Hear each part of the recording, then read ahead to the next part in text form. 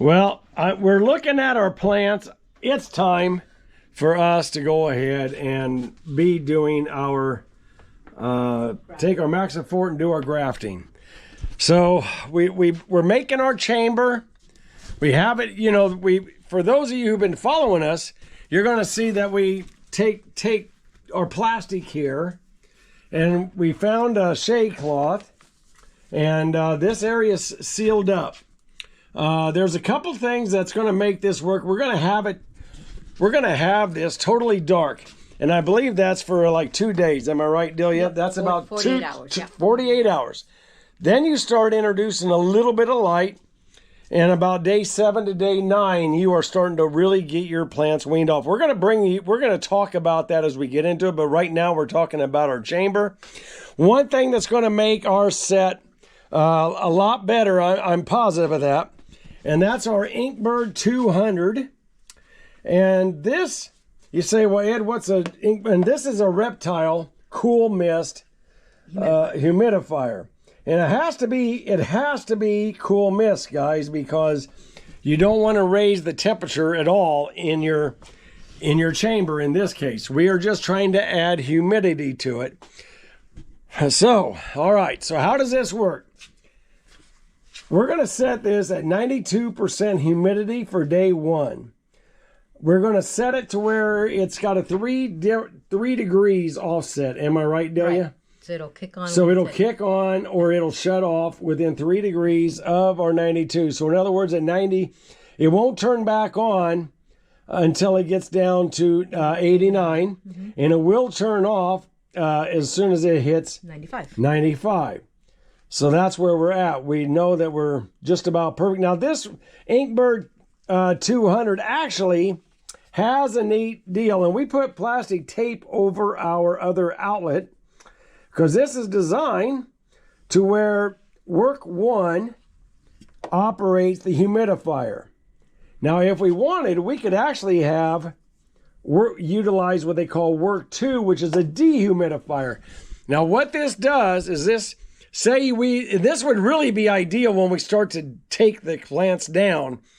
We could actually have the 2 units working together to where you're trying to say, okay, now it's 85%. If you get to 85%, I want the dehumidifier to turn on, and we only want to maintain 80%. So that would be nice. That's where you would include a burp fan or a dehumidifier, something along that line. We have it set at 92. We're just going to open. And yes, and we're just going to open, and we're going to really, it's not going to be a perfect case, but we want to use this particular shade cloth. A friend of mine, thank you very much, Scott Thompson, gave us this a year ago or 2 years ago, this shade cloth, but we haven't used it yet. But I think we're ready. Let's go ahead, Delia, plug it in. We're at 46% humidity in there already. Let's see. So, and you can see it. Oh, is it coming? Yeah, there it goes. There's the humidity. I don't know if you'll see it in the film, but yeah, I don't know if you. Well, that is cool. Feel it. Woo! Oh, it is. Yeah. Anyway, I may have to move this because it's probably going to fall right on. This is our meter here, guys, that actually reads it. So I don't want it following right on it. So let me move it over. I do want it up a little bit. We'll deal with that here in a second. There we go. But otherwise, we don't want to have a false reading. So now, let's close this up, and we'll see what it does. But we are going to be adding. See, we're already up to 51% humidity there. Need a new piece of tape. Yeah, we'll have to get another piece of tape. And Delia's going to put magnets on here one day. I am. But that's okay. But we got it. We can see that the chamber is working. Now, we done this with a regular humidifier years ago, did we not? It was yes, but it was a heat one. It was a heat one, and the thing about it is when you plugged it in, it ran till the water went empty. Right. It didn't have a gauge. Yes. It did not have a gauge to turn it off. But it was good because I used it when I was actually germinating it, so you wanted it hot in there. Until we had our heat. We didn't have heat mats at that time. Correct. And I tell you, Delia did a good job. We had it in the garage where it was cold. Yes, we had. Actually, yeah, we did. But now, we're only going to have to probably fill this up once a day. What brand is this one, Delia? Can you see that? Is there a brand? No. I can tell you, the box is right here. We just got the Reptile Fogger from Evergreen Pet Supplies. And we are not at all lined up with those folks. We got both of them on Amazon, am I right, Delia? Yes. I'm actually going to flip it so we can see the... Yeah, you can see the percent. Yeah. If we need to turn it up or down or whatever. I got you. There we go. So, Maddie, quit licking my leg here.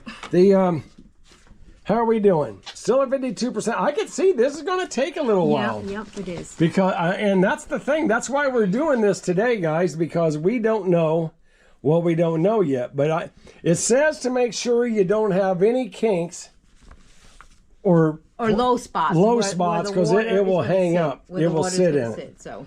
Well, there we go. We had to give it some time. Right. And we're just going to have to watch it. We were at 49 or something like that. Currently, we're at 54. The good news about having this up to humidity is when you put the plant in there, it's already like right now. It's taking a while. Pretty good. It's taking a while for it to get up there.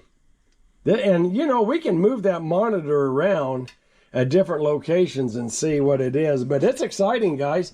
This one here, we have it on full mist. You can see, I mean, you don't have, normally you don't have this controller with that. But, we're following K-State's recommendation. And if you want to look at something, look up K-State tomato grafting. And there's a professor there, came out of NC State, and the good folks at North Carolina State University. They are wonderful. I've been a part of their ag program, working with some of their professors when I lived out in Virginia and North Carolina. So this is coming up. I can't wait to see it. The nice thing is this will shut off finally when it gets up to temperature. So now it's not going to be sitting there just pouring water in, emptying out our fogger, and it's going to keep it nice and cool, which we want right now for our plants. We don't need heat. We did move over a darkened, a blackout curtain. A blackout curtain there, and we need to do something there. We just got to keep the sun out for a while, but I tell you, look out, Miss Mad. She's all nervous here because we got to go. But you can see the little fog going in there.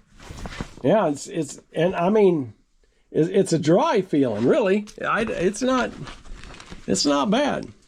Very exciting. Well, we'll see what happens.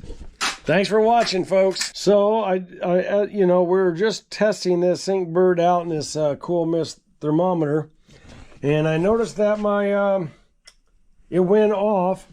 I have a 3-degree differential, so I was actually surprised it went off when it reached 92% is what I have it set for. So that's wonderful.